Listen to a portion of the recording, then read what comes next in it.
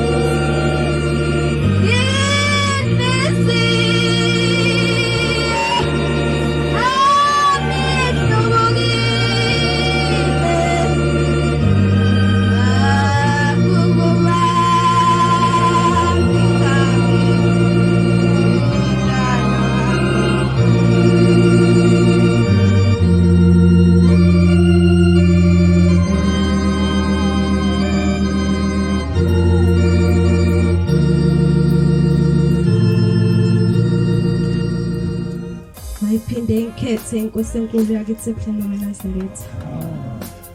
Bantwana basezweni nginovalo ngiyasaba. Cela inkosi ngiqede lolu valo enginalo lomntwana oguqela pha Londiwe kaKhuzwayo. Ethafeni ngaphansi kwamkhokhela uMamgabha uMshumayeli Ntume ebonkosi. Bathandeka yabahle enkosini ngoba ngiguqela pha kunendaba engivukelayo.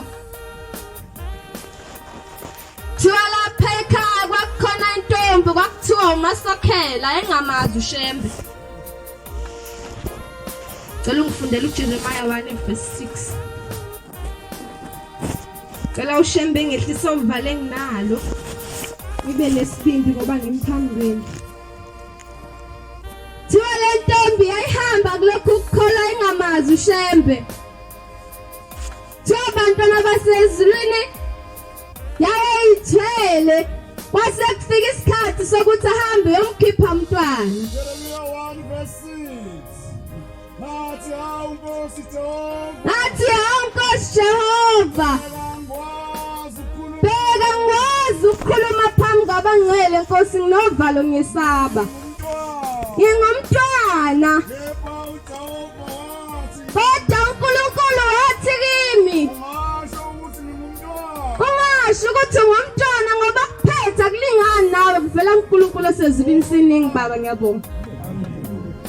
Thiwa abantwana basezulwini kwathi ngaleso sikhathi thole ntombi yayilele esibhedlela thoba sekufika isikhathi kokuphuma kwalengane yayithwele. Thiwa abantwana basezulwini thiwa zasayishaya ikhathi thiwa leso sikhathi kwakuyibona bode babebona le ntombi yasokhala ngapha kwasakamthetho ayinenkinga ekubeletheni kwayo. Thiwa sekufika isikhathi sokuthi kuphume manje lengane thiwa zaseyiphuma basebetata kanye baba babili. Thiwa lo munye ingane yakhe yaphila kodwa kuthiwa le ntombi yakasokhela ingane yakhe ayizange iziphile. Kuthiwa basebayithatha ingane bayisemakhazeni khona ngaphakathi esibhedlela. Thiwa abantwana basezulwini wathi selele sekhale kakhulu le ntombi yakasokhela basebemfaka umjovo ukuthalala ngoba sewubange kakhulu umsindo. Thiwa kade kulayeni kwakhe kwasekufika lo muntu ongalali okhonzela imphefumulo yethu silapha size ngayo mayibonga Nkosi. Thiwa abantwana basezulwini wasefika ngephupho wathi intombi yakasokhela uyafuna uShembe akusize na. Thiwa yaphendula le ntombi yathi ngibani wena yathi kangazini mina. Thiwa yaphendula le ntombi yathi ngake ngakubona la wodwa ubaba ongizalayo wangithatha wathi asambe siyemzini waseXilongweni khona uShembe ophikisayo. Thiwa abantwana basezulwini thiwa wase yamthatha wathi ngoba silapha thina boShembe kuze ngikusize mntanami mangabe wake waya esontweni kawodwa namhlanje lengane yakho itetile yahambe emhlabeni izobuya. Wathi nesiqiniseko uthi wake yaphambi kwami uthi yavuma le ntombi yathi Nkosi nginesiqiniseko wawuseXilongweni ngaleso sikhathi kodwa ngisakhumbuli kahle wathi linda kancane ngisayeXilongweni ngiyogcina ukuthi khona unyawo lakho. Kuthiwa abantwana basezulwini yasihambe isilwane sasezulwini uthi sabuya futhi uthi sathi hayi ntombi akasokhele unenhlahla isificile unyawo lakho umntwana wakho uzophila.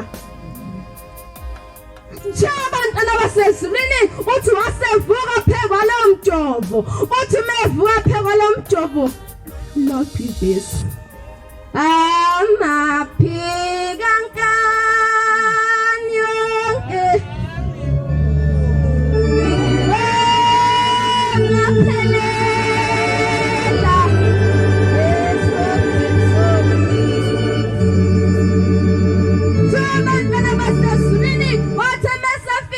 wathi masokhela ngilificile unyawo lakhe emzini wasecilongweni.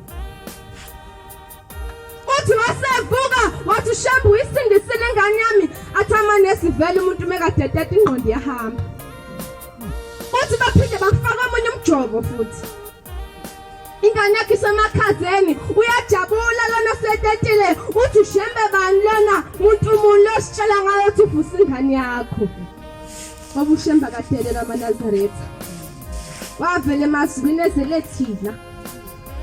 Thokla mzuzu bantwana basezulwini ngalimoshi isikhathi wasefika waphinda futhi bamfaka umjovo wasephinda fika futhi uShembe.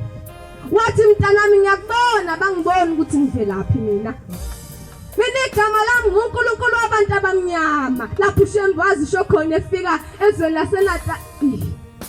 Abantwana basezulwini yathi sefikile ugagane lobathathu lomfazi wase wamtshela wathi mntanami sengizokwenza icebo ukuthi bekwazi ukubona ukuthi ingane yakhe isivukile emakhazeni.